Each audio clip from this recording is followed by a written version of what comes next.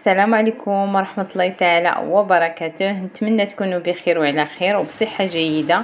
اليوم غادي نحضر معكم بيني كيجي اكثر من رائع وبيضة واحدة فقط وبمقادير اقتصادية ومتوفرة وكيعطيونا واحد الكمية اللي كثيرة بزاف. تابعوا معايا الفيديو حتى الاخير باش هكا تعرفوا على المقادير وكذلك طريقة التحضير دائما على قناة الشيف دلال. غادي نحتاج هنا 3 كيسان كبار ديال الدقيق، معلقة كبيرة ديال الخميرة ديال الخبز، بيضة واحدة وملعقة كبيرة ديال السكر حبيبات، وكذلك غادي نضيفو كيس ديال الفاني، رشة ديال الملح او راس ملعقة صغيرة ديال الملح، وغادي نخلطوا المقادير ديالنا بالماء الكافي. هكا كنخلطوا برؤوس الاصابع بهذا الشكل. ولا بغيتو ديروا العجانه ممكن اللي تتوفر العجانه انه يعجن بها ماشي مشكل. غادي نخلط هذوك المكونات بهذه الطريقه، راه ما كندلكش العجينه، انا كنجمعها برؤوس الاصابع بهذا الشكل.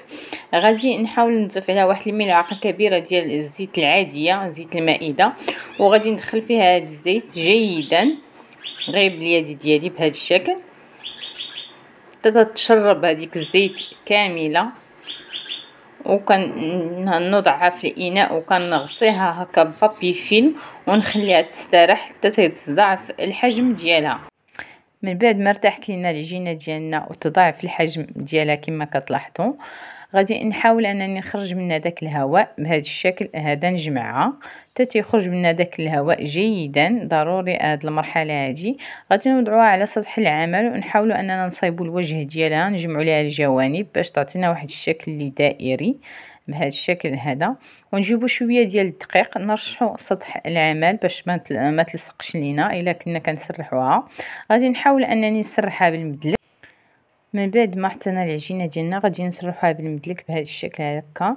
نحاولوا اننا نخليو السمك ديالها تقريبا 1 سنتيم، ما نرققوهاش بزاف وما نخليوهاش غليظه. ناخذ واحد الاطار او سيركل دائري ونقطعوا دوائر بهذا الشكل هذا، ونحاولوا اننا نديروا دوك الدوائر اللي في الوسط بشي اطار ديال الحلبة او غطاء ديال القرعه بالمتوفر عندكم. كما غادي تلاحظوا معايا انا استعملت هذا البوق ديال الحلوه، يمكن لكم تستعملوا نتوما المتوفر.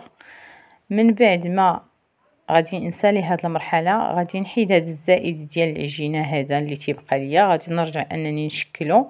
ناخذ واحد الطاوه ديال الفرن يكون فيها واحد الورق ديال المطبخ ولا الزيف هكا باش نخليهم يخمروا. نوضعوهم في ديك الطاوه ونغطيوهم ونخليهم يختمروا جيدا.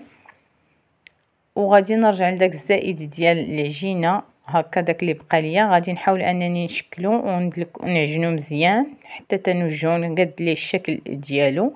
كذلك نفس العمل غادي نرش دائما سطح العمل بالدقيق باش هكا ما كتلصقش لينا العجينه. ونفس العمليه غادي نبسطوه بالمدلك وغادي نقطع دوائر هكا ونخليهم نوضعهم كذلك في الطاوه باش هكا يختمروا لينا.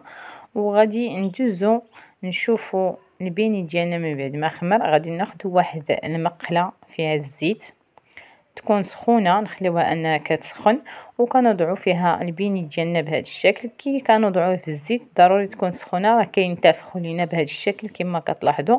كيجي واحد البيني اللي هو خفيف وكذلك رائع في المذاق وكذلك مكونات بسيطه كما قلت لكم كما كتلاحظوا في الفيديو. كنتمنى انكم تتبعوا الفيديو من الاول حتى الاخير. ولا وصلتوا هذه المرحله من الفيديو ما تنساونيش في الاشتراك في القناه الا كنتوا اول مره كتصادفوا القناه ديالي، ولا كنتم من المشتركين ما تنساوش واحد جيم للفيديو باش هكا تضاعف المشاهدات والفيديو يشاهدوه اكثريه ديال الناس. البيني ديالنا من بعد ما كيطيب راه كيجي بهذا الشكل، بيني محمر وكذلك خفيف. ما تبخلوش انكم توجدوا هذه الوصفه هذه راه كتجي جد رائعه. من بعد كنكمل الكميه اللي عندي كما كتلاحظوا انني كي كنوضع البيني ديالي راه كينتفخ بهذه الطريقه. الا ما انتفخش شي وحده كنحاول هكا نرش عليها الزيت من الجوانب باش كتنتفخ وراه كتعطينا واحد اللون اللي هو ذهبي ومحمرين.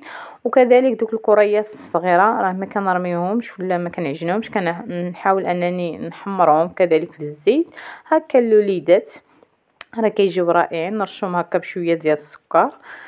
البيني ديالنا من بعد ما طاب كنحاول انني ناخذ السكر الحبيبات اللي هو سكر سنيده هكا ونرش عليه السكر او نفندو هكا كما كتلاحظوا. واللي ما كيبغيش السكر ما يوضعوش، راه كيجي رائع بلا سكر. يمكن لكم تدهنوه بالشوكولاط او العسل اللي بغيتو.